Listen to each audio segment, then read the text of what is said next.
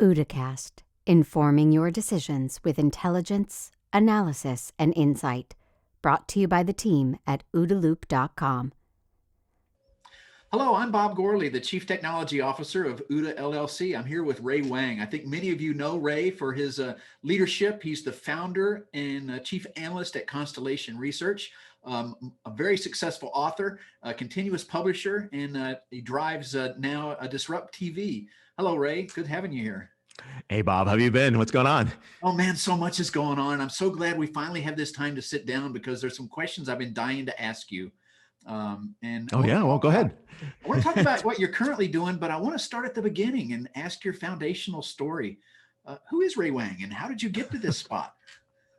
Well, first, I started out as a high school student. My parents came from Taiwan, and they always hoped that both their kids would become physicians, like all good parents, physicians, engineers, lawyers, immigrant families. And that was what they were looking towards. I grew up in Allentown, Pennsylvania. It's somewhere just a little northwest of Philly, about 40 miles northwest. And I thought I was going to be a physician. I knew it was something in science. It'd be something fun in that area. As a high school student, I was in those like national science competitions, which is kind of interesting. And so I got into a 6-year med program. It's a 6-year commitment. I realized somewhere along the way that I didn't want to be a doctor. It's a little gory. I don't like blood. I don't like, strange odors. I like helping people, but I didn't want to help people that way. So I ended up going to public health school. I started a major around public health, got a master's in public health, ended up working in hospitals, healthcare.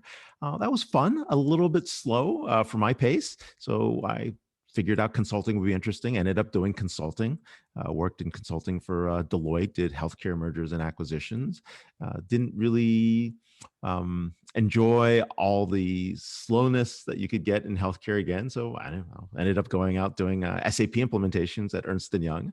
And that was interesting, understanding finance, treasury, learned ERP, and then wanted to get out of New York and get back to San Francisco. And a job was open for product management. I had a choice between 2 companies, chose Oracle, ended up going there, did product management for about 9 months. And then a friend came up to me and said, I'm going to take over this company. I'm going to become the CEO, and I want you to be the CMO of the company. It's a web commerce, personalization company. I said, sure, call me when you do that. I was like, whatever. So anyways, 9 months later, he took over the company. I joined him at a company called Personify and was the marketing chief. And then we didn't go public. So I went back to Oracle, ended up doing enterprise architecture, product development, and then left that and ended up going to PeopleSoft, only to be acquired by Oracle again, and then got into the analyst business at Forrester. So cool. Yeah, and Forrester, very widely known name. It must have been a great place to learn this craft of analyzing the entire market. No, I had a great time at Forrester. It was fun. I probably could have stayed there forever. It was just the one comment that I got that really threw me off. And it's when the founder of a company tells you this will throw you completely. So I was home. My dad said, hey, what do you make? What do you worth to the company? And he goes to me, that's a really bad ratio. You really should do something about it. And I said, oh, that's kind of bizarre. And so he ended up saying something to me. He's like, you should just go start your own company because these numbers don't make sense. I'm like, well, I'll talk to my boss, see what he knows. So I go to my boss and I say, I drive X million of revenue. I can drive this amount in million revenue, but can you pay me at least 10% of what I'm driving? Because I'm not anywhere close.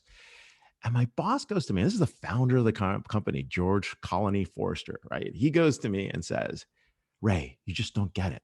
If everybody would just perform to average, we wouldn't be having this conversation. And I'm just like, yeah, I completely get it. No one's performing to average and I'm overperforming. So, wouldn't you want to pay me a little more to keep me? And his point was, no, I just want to hire people to perform to average. And I'm just like, oh my God, like what the heck? That threw me off, right? And I just said, okay, at that point, I'm just going to start something on my own. See, Ray, I think you have this entrepreneurial spirit or something. There's a certain person that would make that kind of decision you made. And I tell you, for me, no matter where I was in government or in industry, I never wanted to be a commodity. I wanted to deliver unique value, and I want to be rewarded for the unique value. That's just something very virtuous about that, I I'm think. American. I'm a free market capitalist. I mean, it's, you want it to be fair. You want people to play by the rules, and you want to get a chance for people who work hard to make lots of money and be successful and do what they want with that money. And it just was strange. I mean, I never thought I'd hear that from a founder. I mean, it was like, I guess he's been doing it for a couple decades and successful at it. But that, to me, that wasn't the business model. So. Yeah. And then shortly thereafter, you became a founder. And is that when you created Constellation?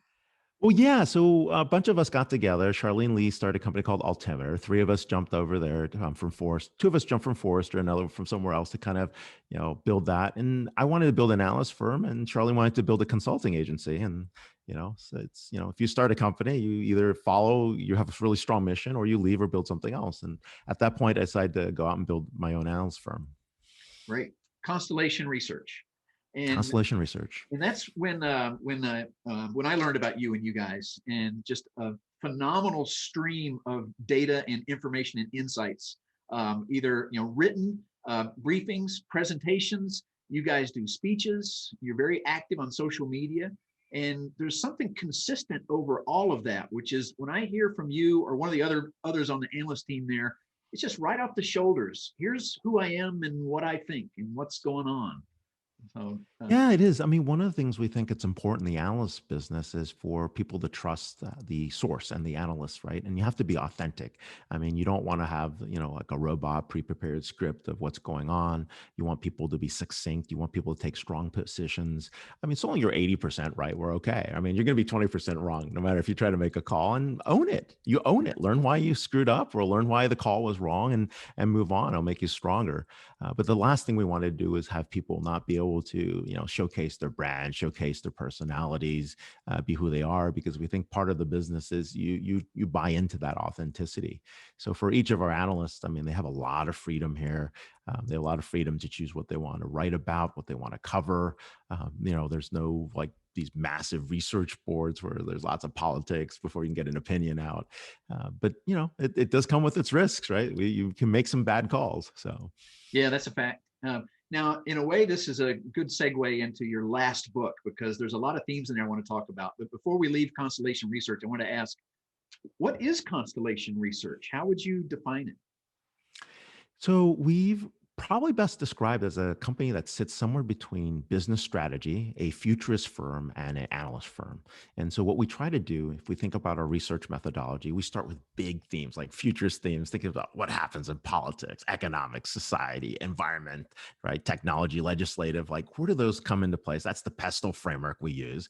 And then that comes into these uber themes: next gen customer experience, or marketing transformation, or data to decisions, or digital safety and privacy, right? These then get distilled into what we call shortlists. The shortlists are basically items in technology and items in business that represent where they are in terms of adoption by organizations and really by their business impact. And when we plot that, we come back later and we start picking coverage areas. And these coverage areas are what the analysts do. And so they put them into shortlists. We have something like 80 of them. And then we go deeper in about 20 of them where we actually go into market overviews, offering overviews, deep into those topics. So every analyst has a major and a minor. They're built on a futurist theme, and clients subscribe to our research. What they really do is they're looking for people to talk to along the way, provide advice, insights, and have conversations you can't really have inside your own company. Cool. Ray, I do want to talk about your past book before we talk about your current book, if that's okay. Sure, yeah. Let's jump in. Just 2015, which is not that long ago. We're in the middle of this massive digital transformation. The world's changing around us. All these companies are changing. And you write a book on disrupting digital business, how to create a authentic experience in the peer-to-peer economy. Would love your thoughts on the overall theme of the book, but let me tell you what I took away from that. Consistently throughout that book, you're hitting on themes of transparency, being authentic, being yourself as you go through this digital transformation. And you hit on a lot of the topics of how to do a good digital transformation, how to use data analytics to drive decisions, a good framework for figuring out how to feed the C-suite with data. But throughout it all, I detected this theme of being yourself and being authentic in your communications and your transformation. Did I get that about right? It is, right? And a lot of it is organizations, enterprises, brands, they don't be the comes themselves, right? And so every experience, every interaction that's there has to be reflective of that mission. And if you don't have that mission, that purpose down, it's very hard to be authentic in the communications. I'll give you an example. Customer experience is an easy one, right? If your brand is about no frills, easy access, convenience, right? I want to be able to walk into the hotel, check in. I don't even need to see anybody, have it on a mobile device, use the mobile device to open my room, order all the things I need, and get the bill on my way out without ever having to see someone, right? If your brand is about massive luxury and you want to be able to, have a door person open that door for you, you have someone offer you a beverage on the way in, have someone friendly smiling at you at the counter, then that's your brand and you play it. Marriott does that. You could do it. You could be at the Spring Hill Suites or you could be at the Ritz. It's the whole full service, but it's also personalized, right? It depends what it is. I'm the same person. I haven't changed. My expectation of the brand is X, Y, or Z, and I'm paying for a value exchange based on my expectation of what that brand is going to deliver. And so that's one aspect of the book. But the other aspect that's super important is really talking about data, right? Data is the foundation of each one of these digital businesses. And if you're doing digital transformation, you have to realize this is one, a business model shift. Two, you're capturing a lot of data to make that digital transformation successful. And three, if you're just throwing up some digital channels and saying, oh, I've got digital, forget it. You've already lost. I mean, that's not even part of that. And so that business mindset of putting together a transformation project is not easy. It's not something that's natural for an organization. And that's why we're talking about it, God, in 2015, because we'd seen clients starting in 2010 when we started the company go through this process, face a lot of roadblocks. And by the time we got to 2020, almost everybody had figured out what digital transformation was and at least started one or two different types of projects in that area. Right. And that leads us up to the current book. It's going to be out this year. The title is Everybody Wants to Rule the World. A great title. It makes a song come to my mind. I know we're waiting for Kurt Smith to call me up and say, "Hey, can we do something?" But we'll figure out if Tears for Fears shows up. So, and then the subtitle, Surviving and Thriving in a World of Digital Giants. What's this book about? So here we are talking about digital transformation. We need to change business models. Everything's going to be okay, and then out in the blue, I'm realizing that there are companies out there that are basically disrupting those companies in the middle of a digital transformation. And you're like, well, what are they doing differently? And how are these companies surviving? Right. And a great story that we lead with somewhere in the book is really about Domino's Pizza. Right. Think about Domino's Pizza. I mean, up until like this year or last year, it was probably one of the top performing stocks. It beat out all the other, big tech names like Facebook, Apple, Netflix, Google. They were doing better than most of them if you look at their stock performance since 2010. And it's pretty impressive how they pulled it off. Now, let's think about this. Domino's Pizza, it's not a tech company, but they're very tech savvy. In fact, at one point, they had the largest e-commerce site. At one point, more orders were going through them than, they're probably second or third in terms of like digital orders and digital sales. So, you think they've won the digital transformation game. They beat out Pizza Hut, right? All across the board. There are more Domino stores. There's more sales internationally. They're beating out Pizza Hut overnight. So they're one of the winners. They beat everyone digital transformation. Yet they're getting their butts kicked. And you know where they're getting their butts kicked? By companies that don't have stores, that don't sell pizza, that don't have their own drivers that can deliver. The food aggregators, right? Like a Postmates or DoorDash or Uber Eats or Swiggy out in India, right? Or Gojek in Indonesia. They're crushing Domino's butts because how often do you order pizza, Bob? Is it once a Rarely. week, twice a week? Yeah. Right? Like if you're a teen, well, I have the same issue, right? But if you're a teen, right, you're ordering maybe twice a week, right? That could be the most that you order pizza. Well, you order from food delivery services almost every day, right? And you actually, and they can sell anything. They don't have to sell just pizza and they don't have to own it. So when food delivery services and food delivery aggregator apps aggregate with ghost kitchens who are actually creating all the menus of everybody else, you won't need a Domino's. Yeah. Right. And that's the battle they're in. And these companies are well-funded, built on digital, own the customer relationships, make decisions happen rapidly, are doing massive automation, and have vast networks of users that are on their platform. Does this apply to other industries or is it just a food industry dynamic? No, it applies to lots of other industries. And we see it in travel potentially. We see it in manufacturing, right? And so you're going to see a lot of these interesting opportunities out there. I'll give you another one, which I'll be using a lot when we get to book launch, since you're probably the earliest interview about this book. But let's say I wanted to take out LG and Samsung for fun, right? How would you do that? Well, I'd make a very interesting offer. Bob, I've got a 65-inch, we'll make it a 75-inch TV for you. I'm going to give it to you for $15 a month for the next 5 years. Are you in on that deal? It's about $900. Yeah. And on top of it, guess what? I'm going to include the warranty plan. Now, are you in? Oh, yeah. What have I done by doing that? What happens to the market? I have locked out LG and Samsung from the market for 5 years because I now own that relationship. I'm gonna even top this one off. I'm gonna give you one upgrade during that period that you can evoke at any point through that period for $25 a month instead of 15. Will you take that deal? Okay. And when you take that deal, I lock you in for the next 5 years on the upgrade. Okay. But just so you know, that's kind of the process. So I potentially could lock you out for 7 years from LG and Samsung. And if I funded that application, that app and that business, right, I could raise the money to do it. It's easy to raise a couple $100 million in this market. And if my goal was to go take out and win consumer electronics, I could just focus on that and warranty. That business is built on data. That data that's around is really the feedback loops. I want to know what you watched. I want to know which component braked. Why did it break? I want to know when you watch things. That is being aggregated into a bunch of signal intelligence that's going to be brokered in this network that's trying to understand where we procure, how do we supply, right? I might even get down to the point where I can take that network and use it to actually get into other devices and appliances. Pretty soon I'm going to go to you, Bob. I'm going to do your whole kitchen. Let's do your whole kitchen. GE, Whirlpool, we'll do it for $120 a month.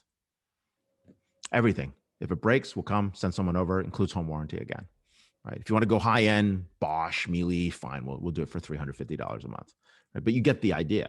Yes. So pretty soon you could take out the entire electronics industry, the kitchen industry, and I might even do your HVAC for $200 a month for a 3-ton unit. Fascinating. Yeah, I do want to read this and start thinking through how it applies to other sectors and the dynamics when it hits the aerospace industry, the defense industry, the space systems industry, because I think it's going to be a very interesting time. Right. And the main thing here is we're seeing a collapse and convergence of industries around value chains. Those value chains are being commoditized. Comms, media, entertainment, and telco, same industry. Same industry in the digital distribution world. So we're going to see more and more of that. There's probably going to be 100 companies and 50 value chains by the end of 2050. Awesome. This is great. That's why I love talking to you, Ray. Can I transition in our last few minutes here? And I want to ask you about a couple tech topics. Is that all right? Yeah, let's do it. Let's jump in. So just kind of lightning round, I'm going to say a word and I want your view of the future and its relevance to us, starting with quantum computing. Oh, amazing. This is the future. The first word is really about juxtaposition. So can you handle the ability and the relativity of, is it here or is it really not here, right? But I think where quantum's going to play a role is especially in simulation and modeling and helping us break new rules and find new rules. Great. And then related but totally different, quantum security, quantum key distribution. It's like pulling a bulldozer to a thatch hut. We're going to have quantum security. And so if you're not ready, I think we're going to be looking at how everything is vulnerable, yet everything isn't, back in the quantum theme. But no, quantum security, I think, is going to be one of the linchpins for not only national security, but also the ability to protect IP and IP theft. Great. Bitcoin. We are going to see cryptocurrencies evolve. I think Bitcoin has a good shot at it with 21 billion coins that are available. So I think it's the next stored asset or reserve asset value. Good. And then a 2003 quote from William Gibson: "The future is here. It's just not evenly distributed." I think that will continue to happen and that will continue to worsen with governments printing trillions of dollars. The reflation trade is actually showing how that gap is widening. While people may still be in the same distribution, the widening rungs of that ladder are increasing. And the future being distributed is uneven because not all the players can actually receive it, and not all the players actually have accessibility to those capabilities, and most people can't understand it. Awesome. Ray, it's good getting your thoughts on all this stuff. A question I forgot to ask you is your book. When will the book be out? It's coming out July 13th. That's what they say, but it's available on Amazon for pre-order if people are looking, and it's published by HarperCollins. Okay, I'm going to grab that and put it in our show notes and make sure everybody has an easy way to get to that through this video. Yeah, and if you need to find anything else, just hop onto the personal website, www.raywang.org, or you can hop on to constellationr.com. Right, and you're also on Twitter. Yeah, can be found on Twitter, they tell me. No, just kidding. You can find me at RWANG0. So, cool. Hey, thanks for the time today, Ray. I really, really appreciate it. Hey, thanks, Bob. Happy to be on. Thanks for listening to this OODA Loop production. For the latest analysis on cybersecurity, technology, and global risks, please visit www.oodaloop.com.